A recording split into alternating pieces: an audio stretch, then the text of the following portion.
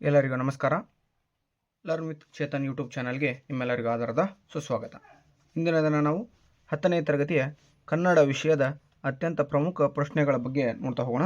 So ಈ ಎಲ್ಲ ಪ್ರಶ್ನೆಗಳನ್ನು ಓದಿದ್ದೇ ಆದಲ್ಲಿ ನೀವು ನಾಳೆ ನಡೀತಕ್ಕಂತಹ ಕನ್ನಡ ವಾರ್ಷಿಕ ಪರೀಕ್ಷೆಯಲ್ಲಿ ಸುಮಾರು 100ಕ್ಕೆ 90 ಅಂಕಗಳನ್ನು ಸುಲಭವಾಗಿ ಗಳಿಸುತ್ತೀರಿ ಅಂತ ಭರವಸೆಯನ್ನು ನೀಡ್ತಾ, ಸೊ ಈ ಒಂದು ವಿಡಿಯೋದಲ್ಲಿ ಬರ್ತಕ್ಕಂಥ ಎಲ್ಲ ಪ್ರಶ್ನೆಗಳನ್ನು ಒಂದೊಮ್ಮೆ ಸಂಪೂರ್ಣವಾಗಿ ಓದ್ಕೊಂಡು ಹೋಗಿದ್ದೇ ಆದಲ್ಲಿ 90ಕ್ಕಿಂತ ಹೆಚ್ಚು ಅಂಕಗಳನ್ನು ಸುಲಭವಾಗಿ ಗಳಿಸ್ತೀರಿ ಅಂತ ಹೇಳ್ತಾ ಬನ್ನಿ ವಿಡಿಯೋನ ಸ್ಟಾರ್ಟ್ ಮಾಡೋಣ. ಅದಕ್ಕಿಂತ ಮುಂಚೆ ಇನ್ನೂ ಯಾರು ನಮ್ಮ ಚಾನಲನ್ನು ಸಬ್ಸ್ಕ್ರೈಬ್ ಮಾಡ್ಕೊಂಡಿಲ್ವೋ ದಯವಿಟ್ಟು ಸಬ್ಸ್ಕ್ರೈಬ್ ಮಾಡ್ಕೊಳ್ಳಿ ಅಂತ ಹೇಳ್ತಾ ಬನ್ನಿ ವಿಡಿಯೋನ ಸ್ಟಾರ್ಟ್ ಮಾಡೋಣ.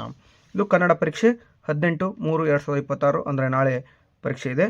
ಸೊ ಮೊದಲಿಗೆ ಬಹು ಆಯ್ಕೆ ಪ್ರಶ್ನೆಗಳನ್ನು ಯಾವ್ಯಾವ ರೀತಿ ಬಂದಿದ್ದಾವೆ ಅಂತ 3 ಮಾದರಿ ಪ್ರಶ್ನೆ ಪತ್ರಿಕೆಯಲ್ಲಿ ಅಂದರೆ 3 ಸರಣಿ ಪೂರ್ವ ಸಿದ್ಧತಾ ಪರೀಕ್ಷೆ ಬಂದಿದ್ದಾವಲ್ಲ ಅದರಲ್ಲಿ ನೋಡ್ತಾ ಹೋಗೋಣ. ಮೊದಲಿಗೆ ವರ್ಣಮಾಲೆಗಳು ಬಂದಿದ್ದಾವೆ. ಸೊ ಪೇಪರ್ 2 ಮತ್ತು ಪೇಪರ್ 3ಗಳಲ್ಲಿ ಬಂದಿದ್ದಾವೆ. ಹಾಗೆ ಸಂಧಿಗಳು ಪೇಪರ್ 2 ಮತ್ತು ಪೇಪರ್ 3ಗಳಲ್ಲಿ ಬಂದಿದ್ದಾವೆ. ಓಕೆನಾ. ಇನ್ನು ಮೂರನೇದಾಗಿ ಲೇಖನ ಚಿಹ್ನೆಗಳು ಬಂದಿದ್ದಾವೆ. ಲೇಖನ ಚಿಹ್ನೆಗಳು ಪೇಪರ್ 2ನಲ್ಲಿ ಬಂದಿದ್ದಾವೆ. ಓಕೆನಾ. ಅದೇ ರೀತಿ ಅರ್ಥರೂಪ ಕ್ರಿಯಾಪದಗಳು ಪೇಪರ್ 1 ಮತ್ತು ಪೇಪರ್ 3ರಲ್ಲಿ ಬಂದಿದೆ. ಇನ್ನು 5ನೇದಾಗಿ ವಿಭಕ್ತಿ ಪ್ರತ್ಯಯಗಳು ಪೇಪರ್ 2 ಮತ್ತು ಪೇಪರ್ 3ರಲ್ಲಿ ಬಂದಿರತಕ್ಕಂಥದ್ದು. ಹಾಗೆಯೇ ಸಮಾಸಗಳು ಪೇಪರ್ 2 ಮತ್ತು ಪೇಪರ್ 3ರಲ್ಲಿ ಬಂದಿರತಕ್ಕಂಥದ್ದು. ಹಾಗೆ ವಾಕ್ಯಗಳು ಕೂಡ 3 ಪೇಪರ್ಗಳಲ್ಲಿ ಬಂದಿರತಕ್ಕಂಥದ್ದು ಇಂಪಾರ್ಟೆಂಟ್ ಆಗಿರ್ತದೆ. ಇನ್ನು ನೆಕ್ಸ್ಟು 2ನೇದಾಗಿ ಸಂಬಂಧೀಕರಿಸಿ ಅಂತ ಇದೆ. ಅದೇ ರೀತಿಯಾಗಿ ಸಂಬಂಧೀಕರಿಸುವುದು ಅಂತ ಕಾನ್ಸೆಪ್ಟ್ ಇದೆ. ಈ ಸಂಬಂಧೀಕರಿಸುವುದು ಕಾನ್ಸೆಪ್ಟಲ್ಲಿ ಮೊದಲಿಗೆ ತತ್ಸಮ ತದ್ಭವಗಳು ಬಂದಿದ್ದಾವೆ. ಹಾಗೆ ನಾಮಪದಗಳು ಬಂದಿದ್ದಾವೆ. ಅಷ್ಟೇ ಅಲ್ಲದೆ ತದ್ದಿತಾಂತ ಭಾವನಾಮ ಅಥವಾ ತದ್ದಿತಾಂತ ಅವ್ಯಯಗಳು ಬಂದಿದ್ದಾವೆ. ಅವ್ಯಯಗಳ ರೂಪದಲ್ಲಿ ಬಂದಿದ್ದಾವೆ. ಹಾಗೆ ಗ್ರಾಂಥಿಕ ಪದಗಳು ಕೂಡ ಬಂದಿದ್ದಾವೆ. ಅಷ್ಟೇ ಅಲ್ಲದೆ ಕೃದಂತಗಳು ಕೂಡ ಬಂದಿರ್ತವೆ. ಅಂದರೆ ಮೊದಲ 2 ಪದಗಳಿಗೆ ಸಂಬಂಧಿಸಿದಂತೆ 3ನೇ ಪದಕ್ಕೆ 4ನೇ ಪದವನ್ನು ಸಂಬಂಧ ಹೊಂದಿರತಕ್ಕಂಥ ಪದವನ್ನು ಬರೀರಿ ಅನ್ನೋ ಒಂದು ಕಾನ್ಸೆಪ್ಟ್ನಲ್ಲಿ ಈ ಪ್ರಶ್ನೆಗಳು ಬಂದಿರ್ತವೆ. ಓಕೆನಾ. ಸೊ ಇದು ಏನಪ್ಪ ಅಂದರೆ ಬಹು ಆಯ್ಕೆ ಮತ್ತು ಸಂಬಂಧೀಕರಿಸುವ ಕಾನ್ಸೆಪ್ಟ್ನಲ್ಲಿ ಬಂದಿರತಕ್ಕಂತಹ ಒಂದು ಪ್ರಶ್ನೆಗಳು ಅದು. ಓಕೆ. ಇನ್ನು ಮೇಲೆ 1 ಅಂಕದ ಪ್ರಶ್ನೆಗಳನ್ನು ನೋಡ್ತಾ ಹೋಗೋಣ. 1 ಅಂಕದ ಪ್ರಶ್ನೆಗಳು ಯಾವ್ಯಾವ ರೀತಿ ಇದಾವಪ್ಪ ಇಲ್ಲಿದೆ ನೋಡಿ. ಓಕೆ. ಸೊ 1 ಅಂಕದ ಪ್ರಶ್ನೆಗಳಿವೆಲ್ಲ. ಸೊ ಯಾವ್ಯಾವು ನೋಡ್ತಾ ಹೋಗೋಣ. ಓಕೆ. 1 ಅಂಕದ ಪ್ರಶ್ನೆಗಳು. ಮೊದಲೇ ಪ್ರಶ್ನೆ, ಪ್ರಾಣಿಗಳು ತಮ್ಮ ಮಕ್ಕಳಿಗೆ ಯಾವ ವಿಚಾರವಾಗಿ ತರಬೇತು ಕೊಡುತ್ತವೆ? ಇದು ಸಾಕಷ್ಟು ಬಾರಿ ರಿಪೀಟೆಡ್ ಆದಂಥ ಪ್ರಶ್ನೆ. ಪ್ರಾಣಿಗಳು ತಮ್ಮ ಮಕ್ಕಳಿಗೆ ಯಾವ ವಿಚಾರವಾಗಿ ತರಬೇತು ಕೊಡುತ್ತವೆ? ಇನ್ನು 2ನೇ ಪ್ರಶ್ನೆ, ಶಾನುಭೋಗರು ಚಿಕ್ಕನಾಯಕನಹಳ್ಳಿಗೆ ಏಕೆ ಹೋಗಿದ್ದರು ಅನ್ನೋ ಒಂದು ಪ್ರಶ್ನೆ. 3ನೇ ಪ್ರಶ್ನೆ, ಪ್ರವಾಸದ ಕುರಿತು ಬೇಕನ್ನನು ಹೇಳಿದ ಮಾತು ಯಾವುದು ಅಂತ ಕೇಳಿದಾನೆ. ಹಾಗೆ 4ನೇ ಪ್ರಶ್ನೆ, ರಾಜಗೃಹ ಪಟ್ಟಣದ ಅರಸ ಯಾರು? ಅದೇ 5ನೇ ಪ್ರಶ್ನೆ, ಹಲಗಲಿಯನ್ನು ಲೂಟಿ ಮಾಡಲು ಆದೇಶಿಸಿದವರು ಯಾರು ಅಂತ ಕೇಳಿದಾನೆ. ಹಲಗಲಿಯನ್ನು ಲೂಟಿ ಮಾಡಲು ಆದೇಶವನ್ನು ನೀಡಿದವರು ಯಾರು? ಹಾಗೆ 6ನೇ ಪ್ರಶ್ನೆ, ಭಾರ್ಗವ ಎಂದರೆ ಯಾರು? ಇನ್ನು 7ನೇ ಪ್ರಶ್ನೆ, ವಸಂತ ಮುಖ ತೋರಲಿಲ್ಲ ಕವನದಲ್ಲಿ ಕೋಗಿಲೆಗಳು ಹೇಗೆ ಹಾಡುತ್ತಿವೆ ಅಂತ ಕೇಳಿದಾನೆ. ಓಕೆ. ಕೋಗಿಲೆಗಳು ಹೇಗೆ ಹಾಡುತ್ತಿವೆ. ನೆಕ್ಸ್ಟ್ ಪ್ರಶ್ನೆ, 8ನೇ ಪ್ರಶ್ನೆ, ಎಣ್ಣೆ ತುಪ್ಪದ ಮಿಶ್ರಣ ಬೇಡವೆಂದು ಹೇಳಿದವರು ಯಾರು? ಅಂತ ಇದೆ. ನೆಕ್ಸ್ಟ್ ಪ್ರಶ್ನೆ, ಹಸಿದು ಮಲಗಿದ್ದ ಹುಲಿಯು ಏನೆಂದು ಯೋಚಿಸಿತು ಅನ್ನೋ ಪ್ರಶ್ನೆ ಇಂಪಾರ್ಟೆಂಟ್ ಆಗಿರ್ತದೆ. ಇನ್ನು 10ನೇ ಪ್ರಶ್ನೆ, ಲಂಡನ್ನಿನ ಪೇಟೆಯಲ್ಲಿರುವ ಸ್ಟೇಷನರಿ ಅಂಗಡಿಯ ಹೆಸರೇನು? ಉಲ್ವರ್ತ್ ಅಂತ ಐತಲ್ಲ ಅದು. ಓಕೆನಾ. ಲಂಡನ್ನಿನ ಪೇಟೆಯಲ್ಲಿರುವ ಸ್ಟೇಷನರಿ ಅಂಗಡಿಯ ಹೆಸರೇನು ಅಂತ ಕೇಳಿದಾನೆ. ಹಾಗೆ 11ನೇ ಪ್ರಶ್ನೆ, ಒಡೆಯನ ಮನೆಯಂಗಳದಲ್ಲಿ ಮಾವಿನ ಮರಗಳು ಹೇಗೆ ಬೆಳೆದು ನಿಂತಿವೆ? ಮನೆಯಂಗಳದಲ್ಲಿ ಮಾವಿನ ಮರಗಳು ಹೇಗೆ ಬೆಳೆದು ನಿಂತಿವೆ ಅನ್ನೋ ಒಂದು ಪ್ರಶ್ನೆ. ಅದೇ ರೀತಿ ಕೊನೆಯದಾಗಿ 12ನೇ ಪ್ರಶ್ನೆಯಲ್ಲಿ, ಸೂರ್ಯಮಿತ್ರನು ತನಗೆ ಕಾಶ್ಯಪಿ ಎಂಬ ತಂಗಿ ಇಲ್ಲ ಎಂದು ಹೇಳಲು ಕಾರಣವೇನು ಅಂತ ಕೇಳಿದಾನೆ. ಓಕೆ. ಇವು 12 ಪ್ರಶ್ನೆಗಳು ಅದು. ಓಕೆ. ಇವು ಎಲ್ಲವೂ 1 ಅಂಕದ ಪ್ರಮುಖ ಪ್ರಶ್ನೆಗಳು. ಇನ್ನೂ ಕೂಡ ಹೆಚ್ಚಿನ ಪ್ರಮಾಣದಲ್ಲಿ 1 ಅಂಕದ ಪ್ರಶ್ನೆಗಳು ಇದ್ದಾವೆ. ಅವನ್ನಷ್ಟು ಓದ್ಕೋಬೇಕಾಗ್ತದೆ ನೀವು. ಓಕೆ. ಅವು ಯಾವಪ್ಪ ಇಲ್ಲಿ ನೋಡಿ. 13ನೇ ಪ್ರಶ್ನೆ ಈ ರೀತಿಯಾಗಿರ್ತದೆ, ಹಲಗಲಿ ಗ್ರಾಮ ಎಲ್ಲಿದೆ? 14ನೇ ಪ್ರಶ್ನೆ, ಕುಂಭಸಂಭವ ಎಂದು ಯಾರನ್ನು ಕರೆಯುತ್ತಾರೆ? 15ನೇ ಪ್ರಶ್ನೆ, ಭಾಷೆ ಯಾವುದಕ್ಕೆ ಸಾಧನವಾಗಿದೆ? 16ನೇ ಪ್ರಶ್ನೆ, ಶಾನುಭೋಗರ ಬ್ರಹ್ಮಾಸ್ತ್ರ ಯಾವುದು? ಕೀರ್ತಿ ಪುಸ್ತಕ ಐತಲ್ಲ ಆ ಆನ್ಸರ್. ಶಾನುಭೋಗರ ಬ್ರಹ್ಮಾಸ್ತ್ರ ಯಾವುದು? ಇನ್ನು 17ನೇ ಪ್ರಶ್ನೆ, ಆಂಗ್ಲ ಸಾಮ್ರಾಜ್ಯದ ವೈಭವ ಕಂಡುಬರುವ ಓಣಿ ಯಾವುದು? ಅಂತ ಕೇಳಿದಾನೆ. ಅದೇ ರೀತಿ ಅಗ್ನಿಭೂತಿ ಮತ್ತು ವಾಯುಭೂತಿಯರಿಗೆ ದೊರೆತ ಪದವಿ ಯಾವುದು? ದೊರೆತಂತಹ ಪದವಿ ಯಾವುದು ಅಂತ ಕೇಳಿದ್ದಾನೆ. ಇನ್ನು 19ನೇ ಪ್ರಶ್ನೆ, ಹಲಗಲಿಯ ಗುರುತು ಉಳಿಯದಂತಾದುದು ಏಕೆ? ಹಲಗಲಿಯ ಗುರುತು ಉಳಿಯದಂತಾದುದು ಏಕೆ ಅಂತ ಇದೆ. ಇನ್ನು 20ನೇ ಪ್ರಶ್ನೆ, ದ್ರೋಣರು ಪರಶುರಾಮರ ಬಳಿಗೆ ಏಕೆ ಬಂದರು? ಓಕೆ, ಸೊ ಇವು 1 ಅಂಕದ 20 ಪ್ರಶ್ನೆಗಳು. ಇವನ್ನಿಷ್ಟ ಪರ್ಫೆಕ್ಟ್ ಆಗಿದ್ದೇ ಆದಲ್ಲಿ ನೀವು ಹೆಚ್ಚು ಅಂಕಗಳನ್ನು ಸುಲಭವಾಗಿ ಪಡಿತೀರಿ. ಓಕೆ, ಈ ಒಂದು ವಿಡಿಯೋದಿಂದ ಕನಿಷ್ಠ ನಿಮಗೆ 90 ಅಂಕಗಳು ಪಕ್ಕ ಬರ್ತಕ್ಕಂತಹ ಪ್ರಶ್ನೆಗಳೇ ಆಗಿರ್ತವೆ. ಓಕೆನಾ. ಇನ್ನು 2 ಅಂಕದ ಪ್ರಶ್ನೆಗಳನ್ನು ನೋಡ್ತಾ ಹೋಗೋಣ. ಸೊ ಯಾವ್ಯಾವ ಅಂತ ಮೊದಲೇ ಪ್ರಶ್ನೆ ನೋಡಿ, ಆಂಗ್ಲ ಭಾಷೆ ವಿಶ್ವವ್ಯಾಪಿಯಾಗಲು ಕಾರಣವೇನು? ಆಂಗ್ಲ ಭಾಷೆ ವಿಶ್ವವ್ಯಾಪಿಯಾಗಲು ಕಾರಣವೇನು?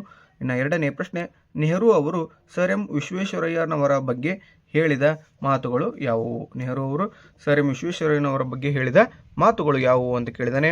ಇನ್ನು 3ನೇ ಪ್ರಶ್ನೆ, ಲಂಡನ್ನಿನ ಹೆಣ್ಣು ಮಕ್ಕಳು ಯಾವ ಯಾವ ಕೆಲಸದಲ್ಲಿ ನಿಯುಕ್ತರಾಗಿದ್ದರು ಅಂತ 3ನೇ ಪ್ರಶ್ನೆ ಇದೆ. ನೆಕ್ಸ್ಟು 4ನೇ ಪ್ರಶ್ನೆ, ಸೂರ್ಯಮಿತ್ರನು ಮಾವನೆಂದು ತಿಳಿದಾಗ ವಾಯುಭೂತಿಯ ಪ್ರತಿಕ್ರಿಯೆ ಹೇಗಿತ್ತು ಅಂತ 4ನೇ ಪ್ರಶ್ನೆ ಇದೆ. ಇವೆಲ್ಲವೂ 2 ಅಂಕದ ಪ್ರಶ್ನೆಗಳು. ಇನ್ನು ನೆಕ್ಸ್ಟ್ ಪ್ರಶ್ನೆ, ಹಕ್ಕಿಯ ಹಾರಾಟವನ್ನು ಆಕಾಶಕ್ಕೆ ಹೇಗೆ ಹೋಲಿಸಿದ್ದಾರೆ? ಹಕ್ಕಿಯ ಹಾರಾಟವನ್ನು ಆಕಾಶಕ್ಕೆ ಹೇಗೆ ಹೋಲಿಸಿದ್ದಾರೆ ಅನ್ನೋ ಪ್ರಶ್ನೆಗಳಿದ್ದಾವೆ. ಇನ್ನು ನೆಕ್ಸ್ಟು 2 ಅಂಕದ ಪ್ರಶ್ನೆಗಳನ್ನು ಇನ್ನು ಮುಂದಿನದಾಗಿ ನೋಡ್ತಾ ಹೋಗೋಣ. ಏನಿದೆಯಪ್ಪ ಅಂದರೆ, ಹಲಗಲಿಯ ಬೇಡರು ದಂಗೆ ಏಳಲು ಕಾರಣವೇನು? ಹಲಗಲಿಯ ಬೇಡರು ದಂಗೆ ಏಳಲು ಕಾರಣವೇನು ಅಂತ ಕೇಳಿದ್ದಾನೆ. 7ನೇ ಪ್ರಶ್ನೆ, ಭಗತ್ ಸಿಂಗ್ ಜಲಿಯನ್ ವಾಲಾಬಾಗ್ನ ಮಣ್ಣನ್ನು ಕುರಿತು ತನ್ನ ಸಹೋದರಿಗೆ ಹೇಳಿದ ಮಾತುಗಳನ್ನು ತಿಳಿಸಿರಿ ಅಂತ ಇದೆ. ಹಾಗೆ 8ನೇ ಪ್ರಶ್ನೆ, ಗಾಂಧೀಜಿಯವರು ಅಂಟು ದಿ ಲಾಸ್ಟ್ ಕೃತಿಯಲ್ಲಿ ತಿಳಿಸಿದ ಸಿದ್ಧಾಂತಗಳಾವುವು ಅಂತ ಇದೆ. ಹಾಗೆ 9ನೇ ಪ್ರಶ್ನೆ, ಭಗವಂತನಲ್ಲಿ ಶರಣಾಗುವ ಭಾವ ಅಕ್ಕ ಮಹಾದೇವಿಯ ವಚನದಲ್ಲಿ ಹೇಗೆ ವ್ಯಕ್ತವಾಗಿದೆ ಅನ್ನೋ ಒಂದು ಪ್ರಶ್ನೆ ಇದು. ವೆರಿ ವೆರಿ ಇಂಪಾರ್ಟೆಂಟ್ ಪ್ರಶ್ನೆ ಇದು. ಇನ್ನು ಸಾಕಷ್ಟು ಬಾರಿ ರಿಪೀಟೆಡ್ ಆದಂಥ ಪ್ರಶ್ನೆ. 10ನೇ ಪ್ರಶ್ನೆ, ಲಿಪಿಯ ಜಾಡು ಆರಂಭಗೊಂಡ ಬಗೆ ಹೇಗೆ ಅಂತ ಕೇಳಿದ್ದಾನೆ. ಇನ್ನು 11ನೇದು, ಹೈದರಾಬಾದ್ ನಗರಕ್ಕೆ ವಿಶ್ವೇಶ್ವರಯ್ಯನವರು ಸಲ್ಲಿಸಿದ ಸೇವೆಯನ್ನು ಕುರಿತು ಬರೆಯಿರಿ ಅಂತ ಇದೆ. ಇನ್ನು ನೆಕ್ಸ್ಟು 12ನೇ ಪ್ರಶ್ನೆ, ಸಾಮ್ರಾಟರ ರಾಜ್ಯಾಭಿಷೇಕವಾಗುವ ಸಿಂಹಾಸನದ ಮೇಲಿರುವ ಕಲ್ಲುಪಾಟಿಯ ವಿಶೇಷತೆಯನ್ನು ತಿಳಿಸಿರಿ ಅಂತ ಕೇಳಿದ್ದಾನೆ. ಅದೇ ರೀತಿ ಹೊಸಗಾಲದ ಹಸು ಮಕ್ಕಳನ್ನು ಹಕ್ಕಿ ಹೇಗೆ ಹರಸಿದೆ ಅಂತ ಪ್ರಶ್ನೆ. 13ನೇ ಪ್ರಶ್ನೆ, ಹೊಸಗಾಲದ ಹಸು ಮಕ್ಕಳನ್ನು ಹಕ್ಕಿ ಹೇಗೆ ಹರಸಿದೆ. 14ನೇ ಪ್ರಶ್ನೆ, ಹಲಗಲಿಗೆ ದಂಡು ಬರಲು ಕಾರಣವೇನು? ಹಲಗಲಿಗೆ ದಂಡು ಬರಲು ಕಾರಣವೇನು? ಇನ್ನು 15ನೇ ಪ್ರಶ್ನೆ, ಬಾಲಕ ಭಗತ್ ಸಿಂಗ್ನ ತಾಯಿಯ ಕಣ್ಣುಗಳಿಂದ ಧಾರಾಕಾರವಾಗಿ ನೀರು ಸುರಿಯಲು ಕಾರಣವೇನು ಅಂತ ಕೇಳಿದ್ದಾನೆ. ಓಕೆ, ಇದು ಇಂಪಾರ್ಟೆಂಟ್ ಪ್ರಶ್ನೆ, ಸಾಕಷ್ಟು ಬಾರಿ ರಿಪೀಟೆಡ್ ಆಗಿರ್ತಕ್ಕಂಥದ್ದು. ಇನ್ನು ಮುಂದಿನ ಪ್ರಶ್ನೆ 16ನೇ ಪ್ರಶ್ನೆ, ಬಾಳಿನಲ್ಲಿ ತೃಪ್ತಿ ದೊರಕಬೇಕಾದರೆ ಏನು ಮಾಡಬೇಕೆಂದು ವಿವೇಕಾನಂದರ ಅಭಿಪ್ರಾಯವಾಗಿದೆ ಅನ್ನೋದನ್ನು ಬರಿಬೇಕಾಗ್ತದೆ. ಓಕೆನಾ. ಇನ್ನು 2 ಅಂಕದ ಹೆಚ್ಚು ಪ್ರಶ್ನೆಗಳಿದ್ದಾವೆ, ಬನ್ನಿ ನೋಡ್ತಾ ಹೋಗೋಣ. ಏನಿದೆಯಪ್ಪ ಅಂದರೆ 17ನೇ ಪ್ರಶ್ನೆ, ಗುರುಪದೇಶದ ಗುಣಗಳನ್ನು ಪಟ್ಟಿ ಮಾಡಿ. ಗುರುಪದೇಶದ ಗುಣಗಳನ್ನು ಪಟ್ಟಿ ಮಾಡಿ ಅಂತ ಕೇಳಿದ್ದಾನೆ. ಇನ್ನು ತದನಂತರ ಕನ್ನಡ ಭಾಷೆಯ ಹದಗೊಂಡ ಬಗೆಯನ್ನು ತಿಳಿಸಿರಿ ಅಂತ ಇದೆ. ಓಕೆ, 19ನೇ ಪ್ರಶ್ನೆ, ವಿಶ್ವೇಶ್ವರಯ್ಯನವರ ವಿದ್ಯಾಭ್ಯಾಸದ ಕುರಿತು ಬರೆಯಿರಿ ಅಂತ ಇದೆ. 20ನೇ ಪ್ರಶ್ನೆ, ಪೊಯೆಟ್ಸ್ ಕಾರ್ನರ್ನಲ್ಲಿ ಯಾವ ಯಾವ ಕವಿಗಳ ಸಮಾಧಿಗಳಿವೆ.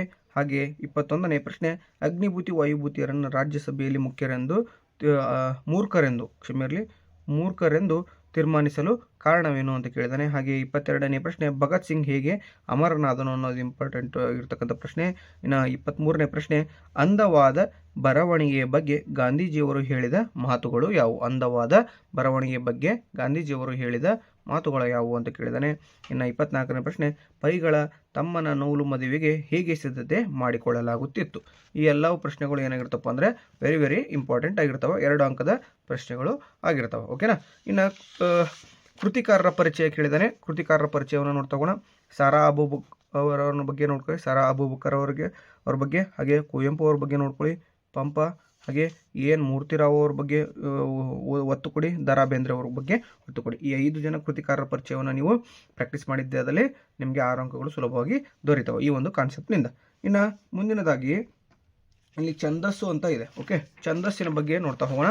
ಸೊ ಇಲ್ಲಿ ಛಂದಸ್ಸಿನಲ್ಲಿ ನಮ್ಗೆ ಯಾವ್ಯಾವ ಬರ್ತಪ್ಪ ಅಂದರೆ, ಸೊ ಮೊದಲಿಗೆ ವಾರ್ಧಕ ಷಟ್ಪದಿ ಬರ್ತದೆ. ಓಕೆ, ವಾರ್ಧಕ ಷಟ್ಪದಿ ಬಗ್ಗೆ ಕೇಳಿದ್ದಾನೆ.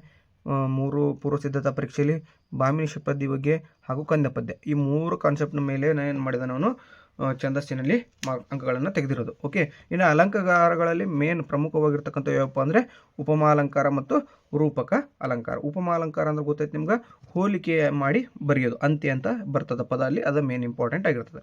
ಇನ್ನು ಗಾದೆ ಮಾತುಗಳ ಬಗ್ಗೆ ನೋಡ್ತಾ ಹೋಗೋಣ. ಸೊ ಇಲ್ಲಿ ಗಾದೆ ಮಾತುಗಳು 5 ಗಾದೆ ಮಾತುಗಳನ್ನು ಹೆಚ್ಚು ರಿಪೀಟೆಡ್ ಆಗಿರ್ತಕ್ಕಂಥದ್ದು ಇದ್ದಾವೆ. ಸೊ ಯಾವ್ಯಾವಪ್ಪ ಅಂದರೆ, ಕೂಡಿ ಬಾಳಿದರೆ ಸ್ವರ್ಗ ಸುಖ ಅನ್ನೋ ಒಂದು ಗಾದೆ, ಇನ್ನು ತುಂಬಿದ ಕೊಡ ತುಳುಕುವುದಿಲ್ಲ ಅನ್ನೋದು 2ನೇ ಗಾದೆ, ಹಾಗೆಯೇ ಮೂರನೇದು ಹಾಸಿಗೆ ಇದ್ದಷ್ಟು ಕಾಲು ಚಾಚು. 4ನೇ ಗಾದೆ ಕಟ್ಟುವುದು ಕಠಿಣ ಕೆಡವುವುದು ಸುಲಭ. 5ನೇ ಗಾದೆ ಮಾತೆ ಮುತ್ತು ಮಾತೆ ಮೃತ್ಯು. ಈ 5 ಗಾದೆಗಳನ್ನು ಹೆಚ್ಚು ಒತ್ತು ಕೊಟ್ಟು ಓದ್ಕೊಂಡು ಹೋಗಿ.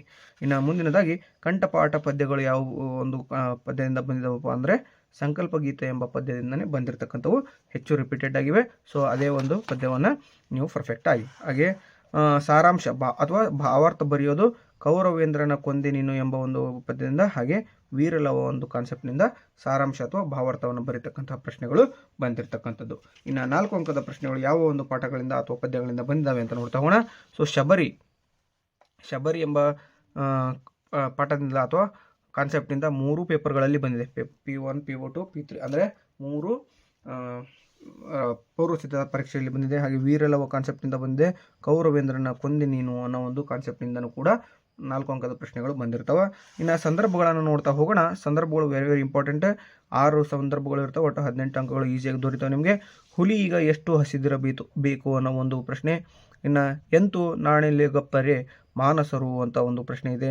ಹಾಗೆ ಬಿಳಿ ಹೊಳೆ ಬಣ್ಣದ ಗರಿಗರಿಯುಂಟು ಅನ್ನೋದು ಒಂದು 3ನೇ ಪ್ರಶ್ನೆ. ಇನ್ನು 4ನೇ ಪ್ರಶ್ನೆ ಕೈಗಾರೀಕರಣ ಇಲ್ಲವೇ ಅವನತಿ ಅನ್ನೋದೊಂದಿದೆ. ಇನ್ನು ನೆಕ್ಸ್ಟು 5ನೇ ಪ್ರಶ್ನೆ ನೋಡ್ತಾ ಹೋಗೋಣ. ತಮ್ಮ ಪ್ರಜ್ಞೆ ಮುಂದೆ ಸುಳ್ಳು ಹೇಳೋಕ್ಕಾಗಲ್ಲ ಅನ್ನೋ ಒಂದು ಪ್ರಶ್ನೆ. ಹಾಗೆ 6ನೇ ಪ್ರಶ್ನೆ ಖಂಡವಿದೆಕೋ ಮಾಂಸವಿದೆಕೋ ಗುಂಡಿಗೆಯ ಬಿಸಿ ರಕ್ತವಿದೆಕೋ ಅನ್ನೋ ಒಂದು ಪ್ರಶ್ನೆ ಇದೆ. ಇನ್ನು 7ನೇ ಪ್ರಶ್ನೆ ಶಿಕ್ಷಣಕ್ಕಾಗಿ ಶಿಕ್ಷಣವಿರಬೇಕು ಅನ್ನೋದೊಂದು ಪ್ರಶ್ನೆ ಇದೆ. ಹಾಗೆ 8ನೇ ಪ್ರಶ್ನೆ ಮಂಡಲಗಳ ಗಡಮುಕ್ಕಿ ಅನ್ನೋ ಒಂದು ಪ್ರಶ್ನೆ. 9ನೇ ಪ್ರಶ್ನೆ ಬೇರೆ ಬಣ್ಣವನ್ನೇ ಕಾಣೆ. ಹಾಗೂ 10ನೇ ಪ್ರಶ್ನೆ ತಾವು ಕಡಿಮೆ ಮಾತನಾಡಿದ್ದೀರಿ ಹೆಚ್ಚು ಕೆಲಸವನ್ನು ಮಾಡಿದ್ದೀರಿ ಅನ್ನೋ ಪ್ರಶ್ನೆಗಳು ಆಗಿರ್ತವೆ. ಓಕೆನಾ. ಸೊ ಈ ಎಲ್ಲ ಪ್ರಶ್ನೆಗಳನ್ನು ನೀವು ಓದಿಕೊಂಡಿದ್ದೇ ಆದಲ್ಲಿ 100ಕ್ಕೆ ಕನ್ನಡ ವಿಷಯ ನಾಳೆ ಬರೀತಕ್ಕಂಥ ಪರೀಕ್ಷೆಯಲ್ಲಿ 100ಕ್ಕೆ 90 ಅಂಕಗಳನ್ನು ಪಡೆದೇ ತೀರ್ತೀರಿ. ಅಂದರೆ ಅಷ್ಟು ಇಂಪಾರ್ಟೆಂಟ್ ಪ್ರಶ್ನೆಗಳು ಇವು ಆಗಿರ್ತವೆ. ಇವುಗಳನ್ನೆಲ್ಲ ನೀವು ಚೆನ್ನಾಗಿ ಪ್ರಾಕ್ಟೀಸ್ ಮಾಡ್ಕೊಂಡು ಹೋಗಿದ್ದೆ ಆದಲ್ಲಿ 90ಕ್ಕಿಂತ ಹೆಚ್ಚು ಅಥವಾ 90 ಅಂಕಗಳನ್ನು ಕನಿಷ್ಠ ಅಂದರೂ ಪಡಿತೀರಿ ಅಂತ ಹೇಳ್ತಾ, ಸೊ ಈ ಒಂದು ವಿಡಿಯೋ ನಿಮಗೆ ಇಷ್ಟವಾಗಿದ್ದರೆ ದಯವಿಟ್ಟು ಲೈಕ್ ಮಾಡಿ, ಶೇರ್ ಮಾಡಿ, ಕಮೆಂಟ್ ಮಾಡಿ, ಹಾಗೆ ಸಬ್ಸ್ಕ್ರೈಬ್ ಮಾಡ್ಕೊಳ್ಳೋದನ್ನು ಮರಿಬೇಡಿ. ಯಾಕಪ್ಪ ಅಂದರೆ ಇನ್ನೂ ಹೆಚ್ಚು ವಿಡಿಯೋಗಳನ್ನು ನಿಮಗೆ ತರಲಿಕ್ಕೆ ಇಷ್ಟವನ್ನು ಪಡ್ತೇವೆ ನಾವು ರೆಡಿ ಮಾಡಿ. ಸೊ ಹಾಗಾಗಿ ದಯವಿಟ್ಟು ಸಬ್ಸ್ಕ್ರೈಬ್ ಮಾಡ್ಕೊಳ್ಳಿ ಅಂತ ಹೇಳ್ತಾ, ವಿಡಿಯೋ ಇಷ್ಟ ಆಗಿದ್ದರೆ ಮಾತ್ರ ಲೈಕ್ ಮಾಡಿ ಅಂತ ಹೇಳ್ತಾ ಇಲ್ಲಿಗೆ ವಿಡಿಯೋನ ಮುಕ್ತಾಯಗೊಳಿಸ್ತಾ ಇದ್ದೇವೆ. Thank you so much.